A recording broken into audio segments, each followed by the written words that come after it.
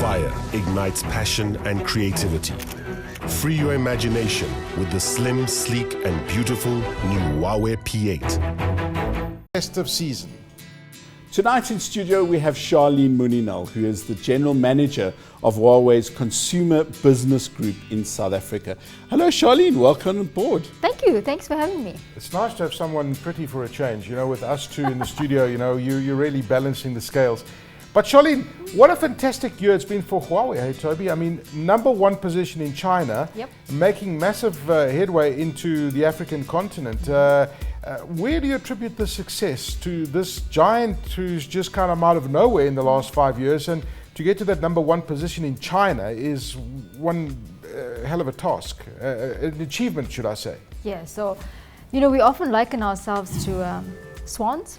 So on the surface we're seen as very calm, but you don't really see what's going on underneath the water. There's a lot of activity that goes into us growing our market share so rapidly. So a couple of things include the diverse portfolio and the innovation at the top end. I think you guys have attended some of our launch events, so you would have been privy to the fact that the stuff that we're coming up with on the high end is completely innovative and sometimes first in industry. So for example, Force Touch on the Mate S.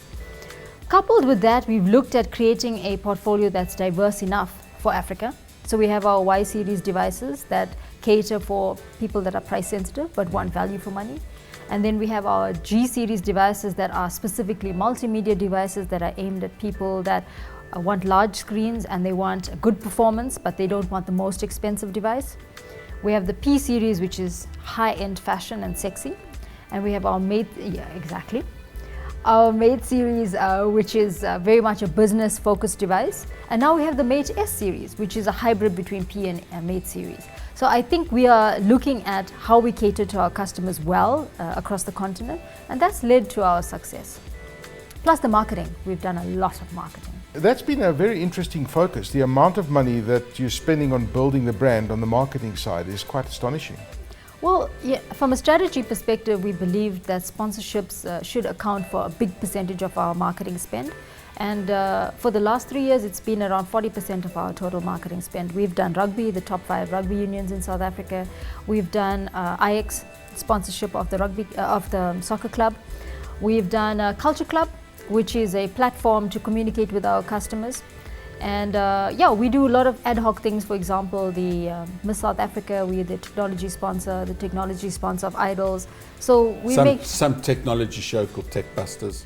That too. Oh yeah, that too. yeah, absolutely. Yeah. But apparently the technology you make, and we use these tablets every week, the technology Huawei makes is apparently so easy to use, even Aki Anastasio can use it. About 5 years ago, I had the opportunity to go to your headquarters in Shenzhen in China. I was completely blown away, and at that stage you were nowhere in the smartphone business. You've really progressed, and Toby and I have often spoken about it. You know, the different generations of your devices, they've just been getting better and better and better.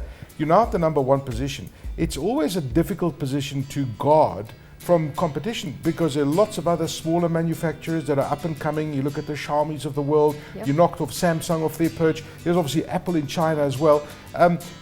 Where do you see this all going? Because now you're under pressure because you're in the #1 position. So we are very contextually aware of our environment, of our competitors, what are the newest things that are coming out regarding smartphones, tablets, wearables, connected devices. And we try to build that in, we try to predict and build it into our devices. And I think that's given us the edge. We're also quite a young company from a device perspective. We've been doing networks for many yonkers of years, right? But from a mobile perspective, we are quite young.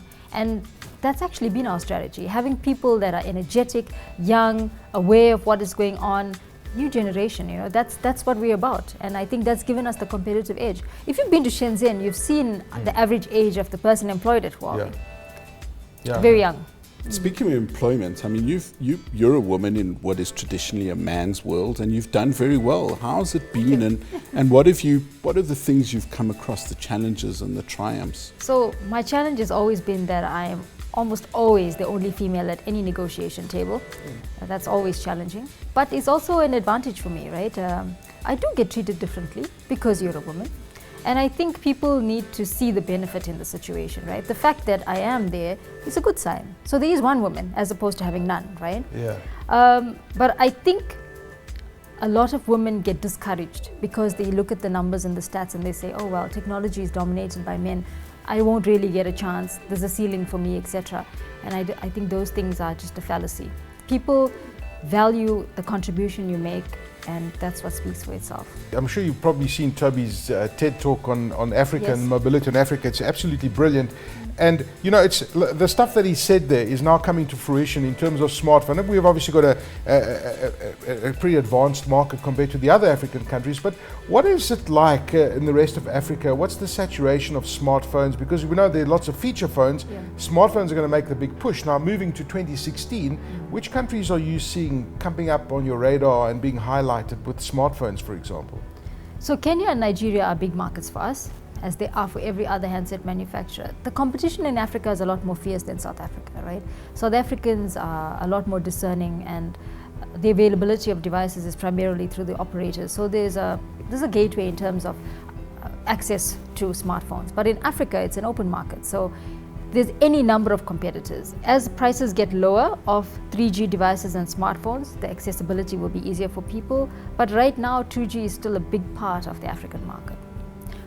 Although Kenya and Nigeria are progressing much faster than other African countries.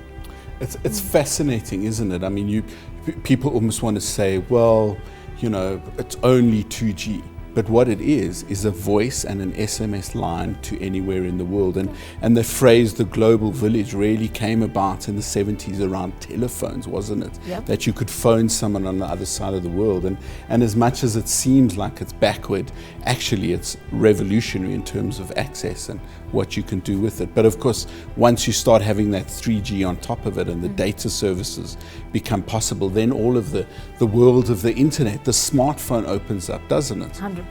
I agree with you. And I think if you travel in Africa extensively, I'm sure you have, you'll notice that people make a plan. And I think despite the challenges we have, they will definitely do that. Yeah, I agree. And I find a lot of Wi-Fi offload. There's Yes. a lot of that in Kenya specifically. Yep. Yeah. In fact, in most areas, Wi-Fi is easier available in Kenya than it is in South Africa, and cheaper also. Is that how things are going to evolve? I mean, in China, there's a lot of Wi-Fi offload.